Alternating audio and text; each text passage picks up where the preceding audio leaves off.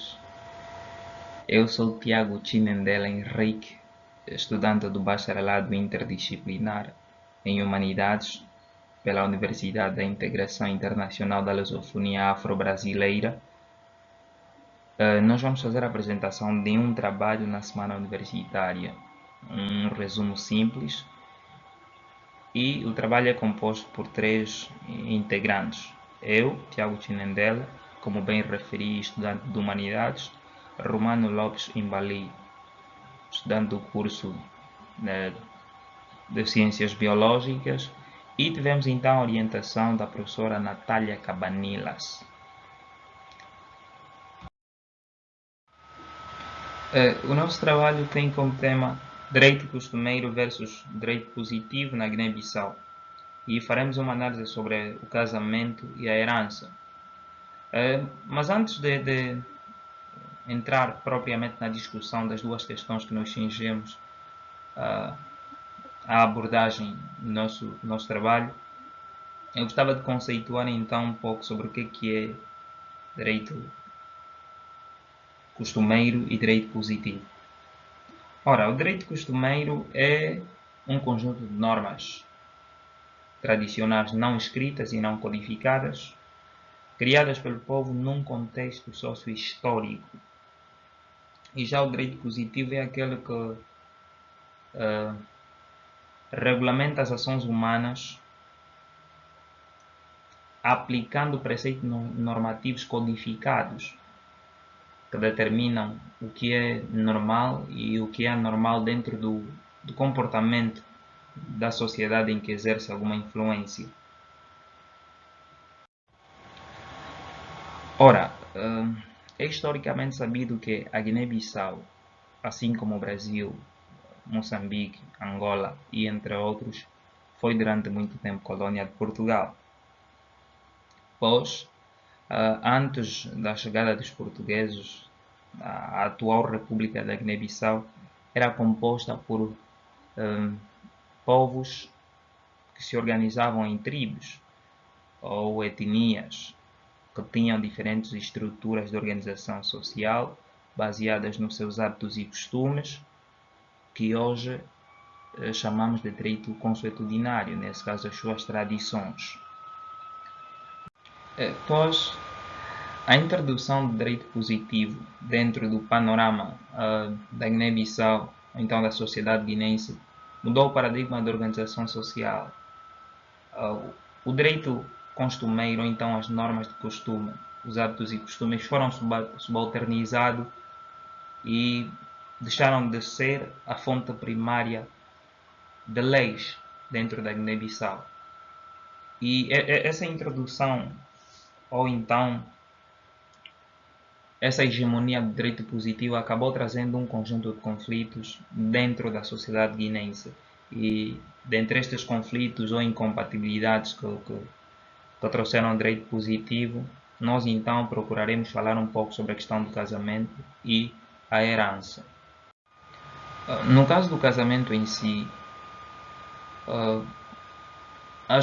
uma das principais mudanças é que o direito positivo, na sua vertente civil, passou a tipificar o casamento como um contrato entre duas pessoas passível de separação por via do divórcio.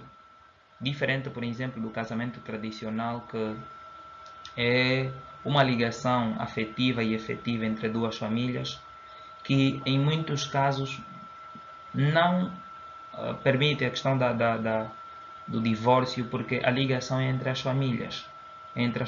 E isso, até certo ponto, também trouxe uma outra configuração ou interpretação da família. Ora, vejamos, na realidade da Guiné-Bissau, aqui com alguma generalização para algumas sociedades ou a maioria das sociedades africanas, a família não é interpretada ou configurada de forma restrita, como na Europa. Por exemplo, a família é alargada.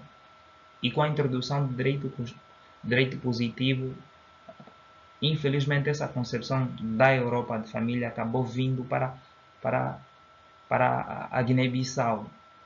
E acontece que isto, até certo ponto, excluiu, de certa maneira, a poligamia, uma prática que também é recorrente ou é comum dentro da Guiné-Bissau.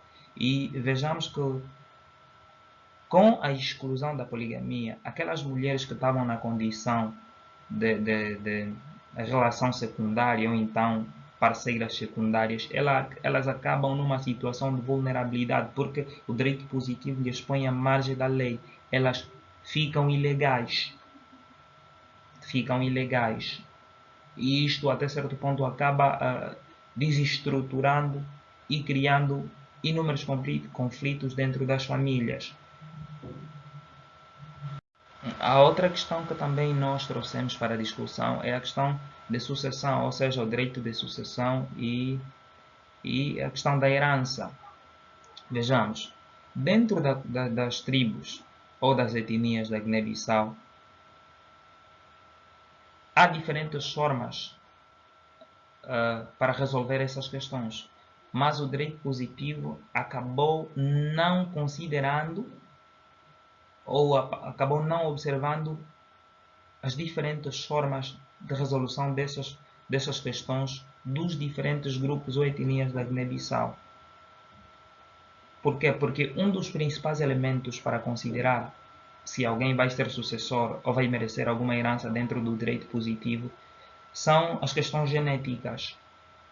Mas, dentro dos hábitos e costumes, ou então das normas tradicionais das tribos da Guiné-Bissau, muitas das vezes considera-se também a questão a ordem dos matrimônios, por exemplo. E além da ordem dos matrimônios, também considera-se a questão da transcendência do ser humano. E só para citar o exemplo, na etnia Balanta, por exemplo, não faço pleonasmo, a sucessão, ou seja, quando morre um pai, os filhos não têm o direito. Os filhos não têm direito. O direito é garantido a um irmão ou a um sobrinho. Mas com direito positivo, dentro das suas questões civis, os filhos passaram a reivindicar o direito porque ganharam esta primazia a partir do direito positivo. Isto, até certo ponto, acaba criando um conjunto de conflitos e, até certo ponto, além da desestruturação das famílias que já citei na questão do casamento, também acaba criando a destruição das nossas próprias tradições. Em suma, estas são as principais incompatibilidades ou conflitos que nós trouxemos. Na verdade, nós podíamos argumentar um pouquinho mais em relação ao nosso tema, mas basicamente é isso que nós trouxemos para a discussão e talvez o grande aprofundamento faremos dentro do projeto que está em andamento, das pesquisas que vamos elaborando. E sobre o nosso trabalho, então, é isto e muito obrigado.